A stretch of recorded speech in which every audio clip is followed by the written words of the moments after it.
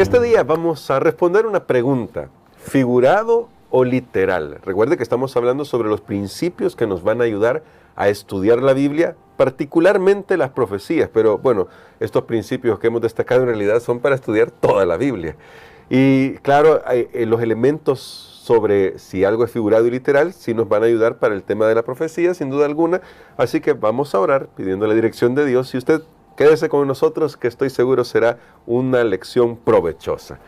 Bondadoso Padre, estamos agradecidos por lo que estamos aprendiendo en esta semana introductoria de este tema tan importante que tú nos has permitido tener en nuestras manos para estudiar.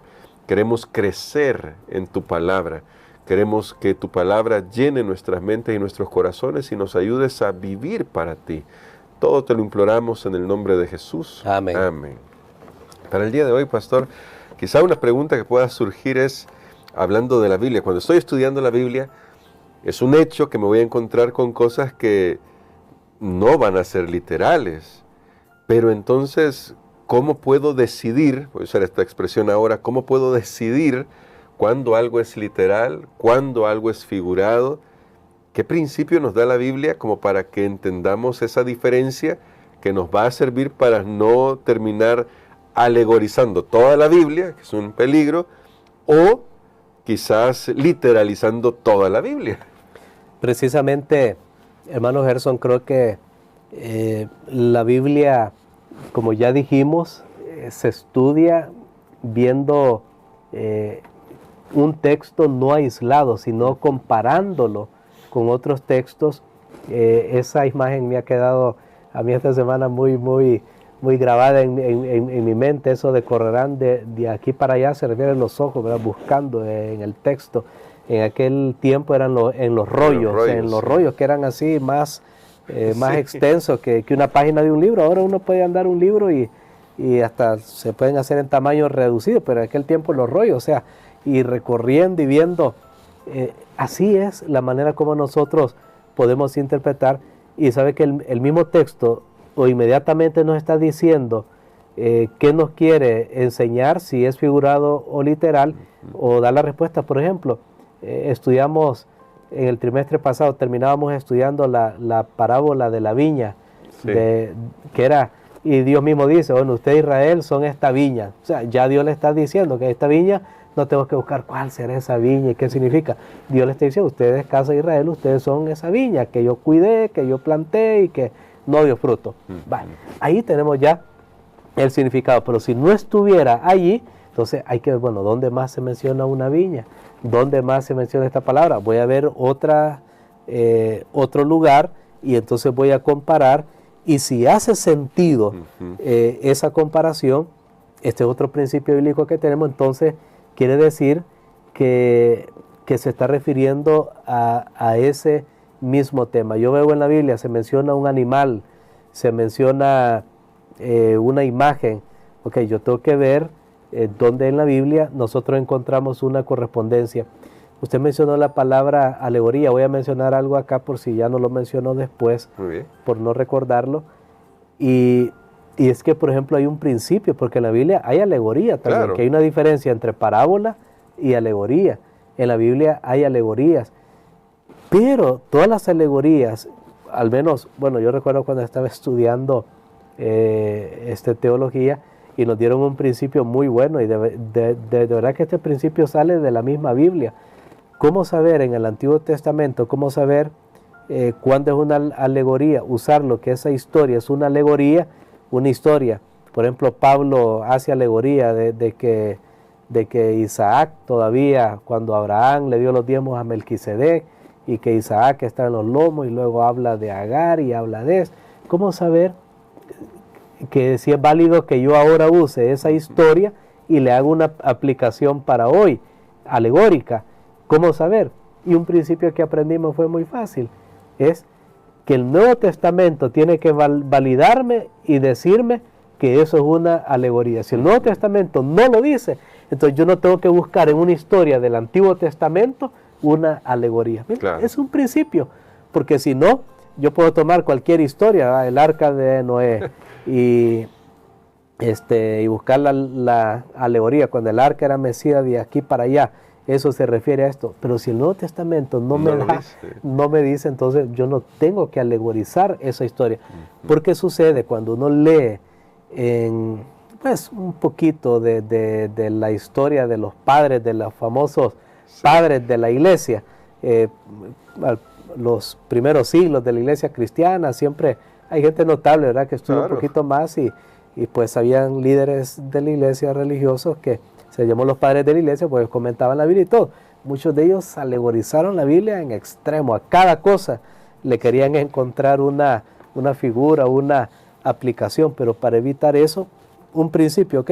El Nuevo Testamento tiene que decirte si es alegoría o no. Si no lo menciona, ahí dejémoslo, no nos metamos con eso. Entonces, nuevamente, esa es la manera de que nosotros podemos estudiar la Biblia para no cometer sendos errores y no andar hablando cosas que no son. Claro que sí. ¿Podríamos hacer un ejercicio, pastor, sobre esto? Me refiero a cuando vamos a algún texto bíblico que nos parece sorprendente, ¿cómo podemos ir comparando este pasaje?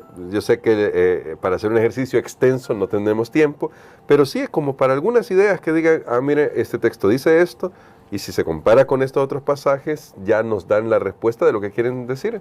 Bueno, claro.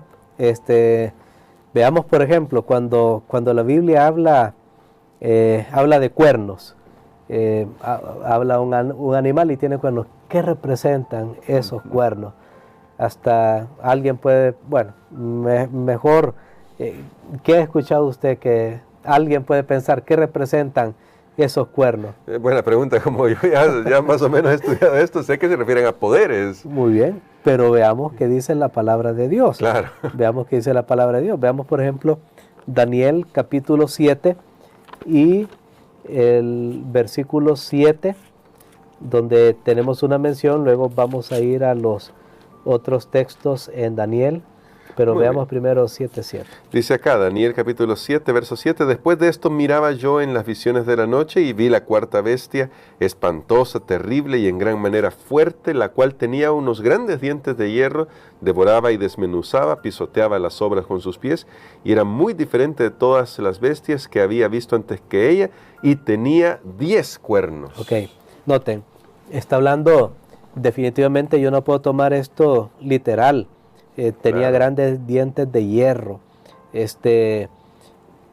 Ya, bueno, aunque el tema no es ese en este momento porque nos queremos concentrar en lo de los cuernos, pero entonces habla de una bestia, la cuarta bestia, que dice, es espantosa, pero tenía 10 cuernos. Entonces, para interpretar qué fue lo que Juan vio y a qué se refería, veamos, por ejemplo, 10 cuernos. ¿Qué son esos 10 cuernos? Yo puedo ponerme a pensar, esos son 10 cosas de tal. No, veamos qué dice la Biblia. 7, vamos al mismo libro de Daniel, capítulo 7 y versículo 24. Dice acá, los 10 cuernos significan que de aquel reino se levantarán 10 reyes, y tras ellos se levantará otro, el cual será diferente de los primeros, y derribará a 3 reyes. Bueno, ya aquí no tenemos que adivinar qué son esos 10 cuernos. Ya la Biblia nos dice, bueno, y nunca tenemos que adivinar. Claro.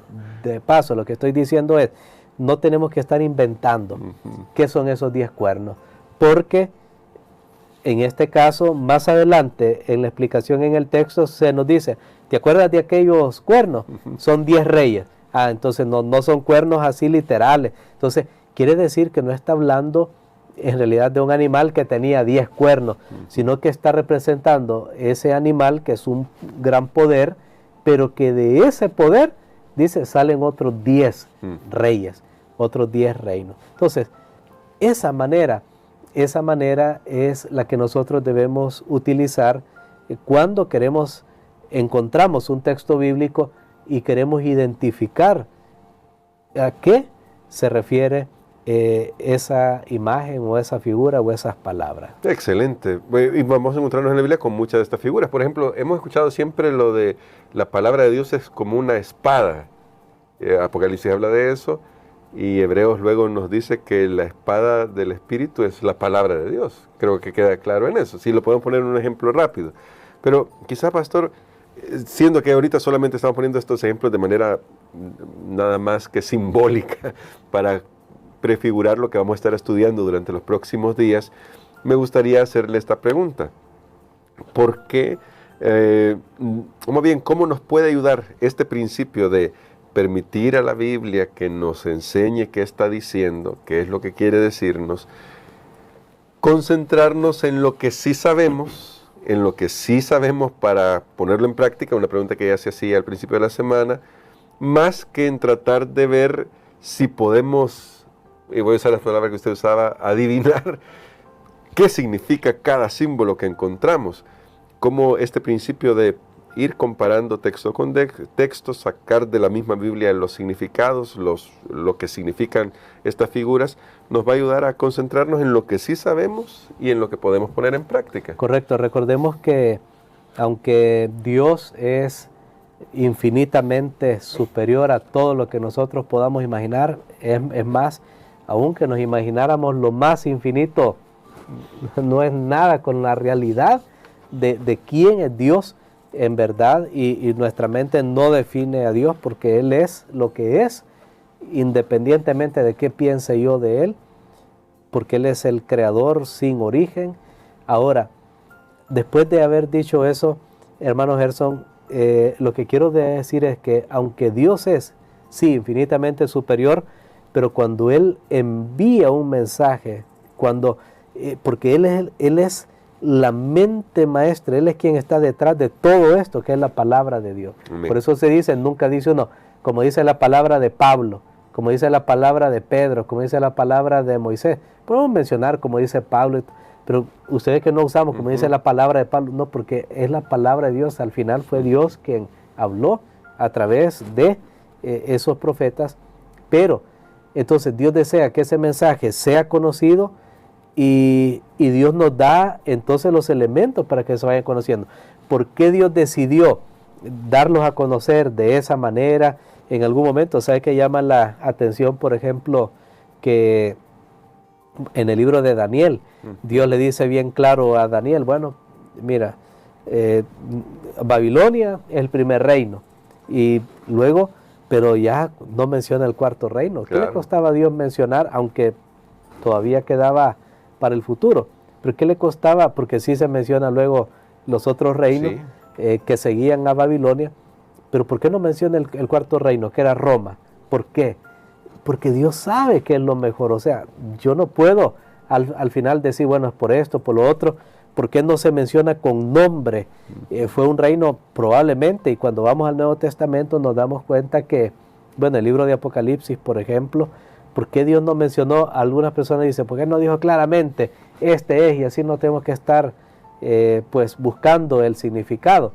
Porque Dios sabe que es lo mejor para una generación dada, para un momento, y porque esta verdad tiene que descubrirse. Nuevamente la figura, los ojos tienen que recorrer de aquí para allá, buscando el significado del texto, y lo hallarán aquellos que estén interesados, que era la misma razón cuando le preguntaron a Jesús por qué hablaba en parábola, para que solo el que de verdad quiere conocer el significado lo pueda conocer, porque otros lo van a intuir, van a ver, significa esto, pero no va a ser mella en su corazón.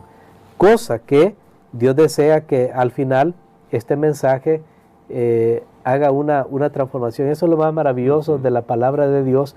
No solo es hacernos expertos en conocer estos símbolos, en ver el mensaje de la Biblia, sino cómo la Biblia me transforma realmente a mí.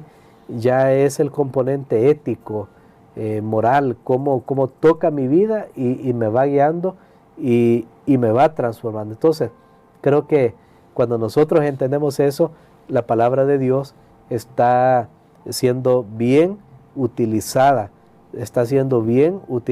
y no solamente es un libro como cualquiera otro. Y queremos que eso sea así. No queremos que la Biblia sea un libro como cualquier otro, un libro para consultar. Queremos que realmente transforme nuestras vidas. Por eso necesitamos al Espíritu Santo, y queremos, pastor, que ore por nosotros por eso, para que al estudiar la Biblia nos concentremos en seguir aprendiendo, creciendo, pero en practicar lo que ya Dios nos va revelando cada vez que abrimos las Sagradas Escrituras. Amén. Padre, gracias te damos, Señor, nuevamente por este estudio de tu palabra. Gracias porque tú has revelado muchas imágenes, símbolos y figuras que al final atañen a nuestra salvación y sobre todo apuntan todos los acontecimientos de la historia al personaje central de la historia, que es tu Hijo amado Jesucristo. Permítenos, Señor, estar siempre firmes en la fe que una vez ha sido dada a los santos. Lo pedimos en el nombre de Jesús. Amén.